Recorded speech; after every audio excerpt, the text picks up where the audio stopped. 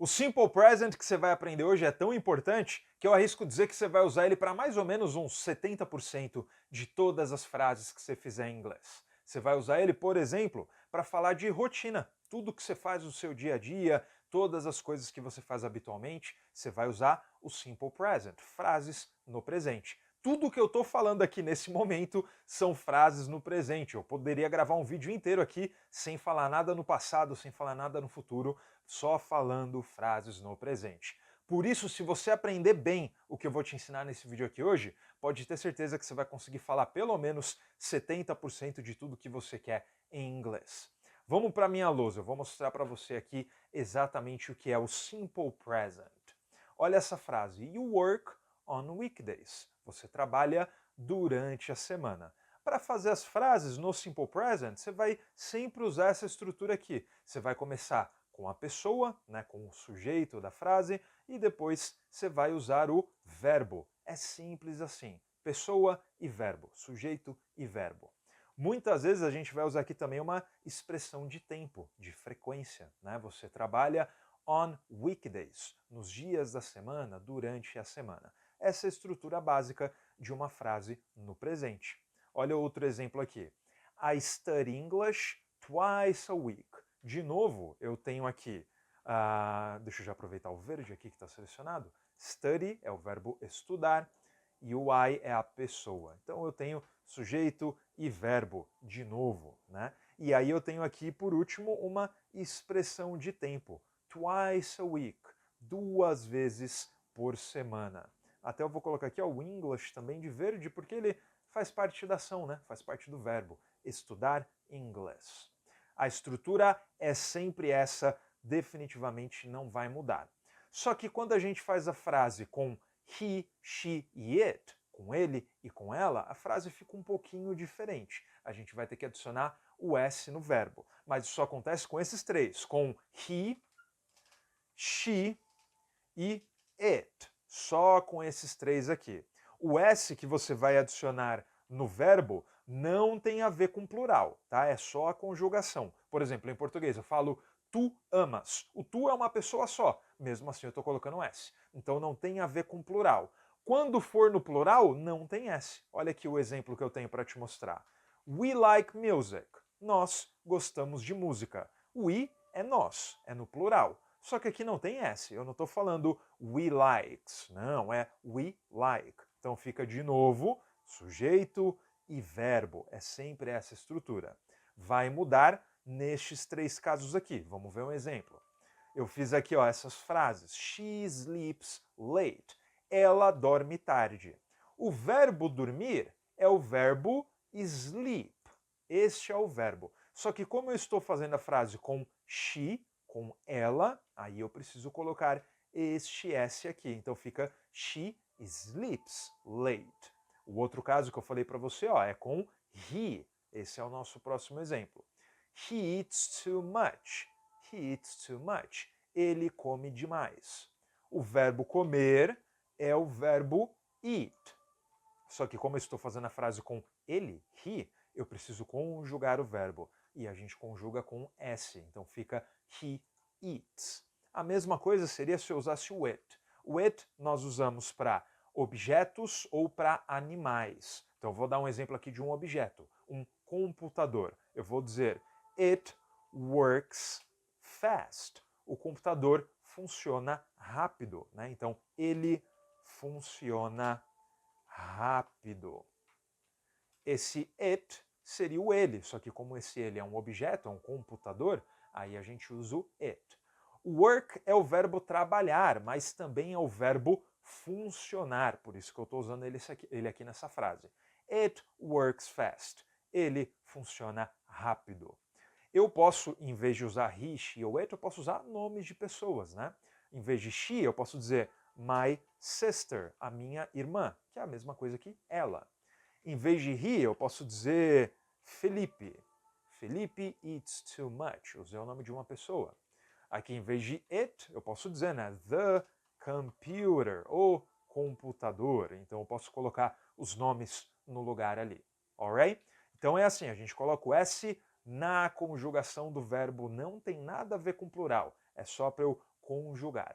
Aqui nós aprendemos a fazer as frases no presente. Você coloca a pessoa, o sujeito, e coloca o verbo e pronto, você formou uma frase. Eu consigo até fazer uma frase curtinha, com 2 palavras. Por exemplo, I sleep. Eu durmo. Ó, só 2 palavras eu já formei uma frase e segue aquela estrutura: pessoa, sujeito e verbo.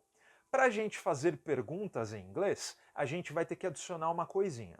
Eu vou fazer aqui uma pergunta em português. Você gosta de esportes? Aí você pode pensar, em inglês eu vou só mudar a entonação da frase, né? Eu vou fazer a frase normal, you like sports. E aí eu coloco o ponto de interrogação no final e muda a entonação. You like sports? You like sports? Eu até posso fazer perguntas assim em inglês. Isso não está errado. Porém, a forma mais correta é eu colocar o do no começo. Fica do you like sports? O que é esse do? O do é um símbolo, igualzinho o ponto de interrogação. Como assim, Rafa? Eu vou te explicar. Eu consigo traduzir a frase aqui palavra por palavra, menos o do. Olha só, o you é você, o like é gostar, gostar de, e o sports é sports. Eu traduzi palavra por palavra, menos o do. Por quê? O do não é uma palavra, o do é um símbolo. Então você pode anotar aí, eu vou até escrever para você. O do é o símbolo para perguntas no presente. Essas 2 coisas. Quando você for fazer uma pergunta no passado, é outro símbolo. Uma pergunta no futuro é outra coisa. O do é para perguntas no passado. Eu preciso desse símbolo aqui. Por que, Rafa? Porque sim, no inglês é assim. Além da interrogação, a gente precisa do símbolo. Isso aqui é o que mostra para mim que eu tenho uma pergunta no presente. Alright? So, do you like sports? Eu só peguei a frase normal, a frase é afirmativa, e joguei um do no começo. Se eu for fazer a frase com ele ou com ela, eu tenho aquela história do S que eu já falei para você. Então eu vou colocar aqui a frase. He likes music. Ele gosta de música. Vou transformar isso numa pergunta. Então eu vou colocar aqui a interrogação e eu vou colocar o símbolo. Só que nós temos um porém. Quando eu tenho um símbolo, o S que eu coloquei aqui para conjugar o verbo, lembra que eu preciso colocar o S quando é ele ou ela? Esse S ele vai para o do. E aí o do vira does. Ele ganha uma letra E de presente. Então é isso. Para fazer perguntas eu coloco o do. Quando for perguntas com ele ou ela, he, she ou it, eu coloco does. E aí o S não é no verbo. O S é no símbolo. Does nada mais é do que do com S. Então essa pergunta é: ele gosta de música?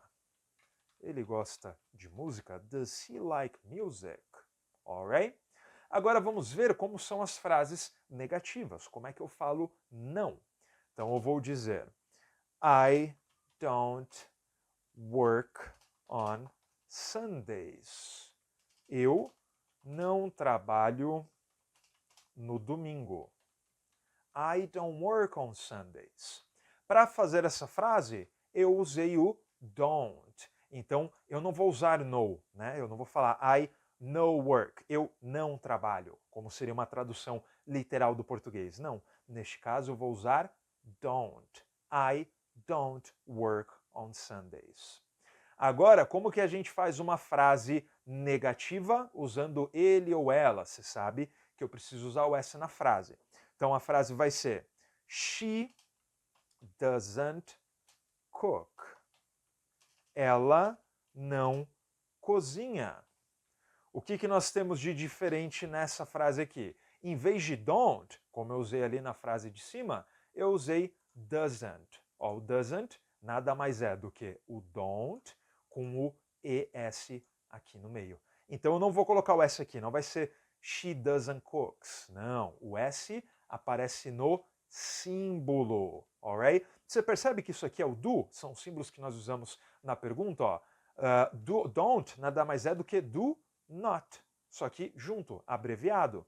Doesn't nada mais é do que does not. Só que aí os dois estão juntos, abreviados. Eu até posso falar assim, ó, she does not cook.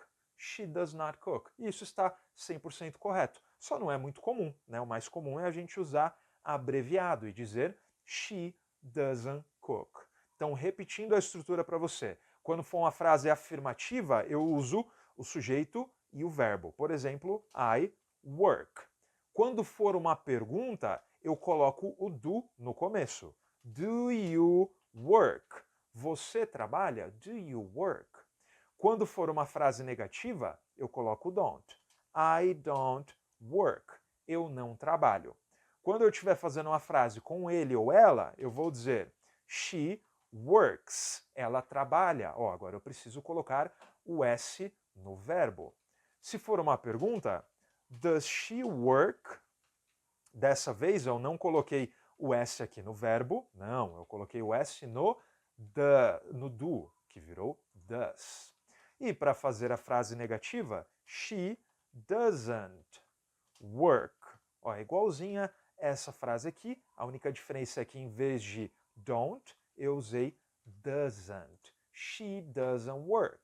Ela não trabalha. É assim que nós fazemos frases no presente. Esse é o famoso simple present. Se você aprender a memorizar isso aqui, você vai conseguir falar mais até do que 70% de todas as frases no inglês. Para memorizar isso aqui, você precisa simplesmente praticar, fazer mais frases, seja escrevendo ou seja falando. A forma que eu recomendo para você é você se tornando meu aluno no English Non-Stop, meu curso de inglês completo. Lá você vai ter aulas ao vivo comigo, aulas gravadas também onde você vai aprender a matéria e nós vamos do zero até a fluência em inglês. Então eu recomendo que você dê uma olhada no link aqui embaixo no vídeo, na descrição, para você ver todas as informações do nosso curso completo. E se você quer ficar fluente em inglês, você precisa dar o like nesse vídeo e se inscrever aqui no meu canal para você não perder os próximos vídeos. Estaremos juntos até você falar inglês. E ó, não pare por aqui, eu deixei esse vídeo aqui para você, onde você vai aprender as palavras de frequência. Já que você aprendeu a falar sobre a sua rotina, as palavras de frequência vão ser extremamente importantes para você fazer as suas frases em inglês. Então aperta aqui e eu te vejo no próximo vídeo.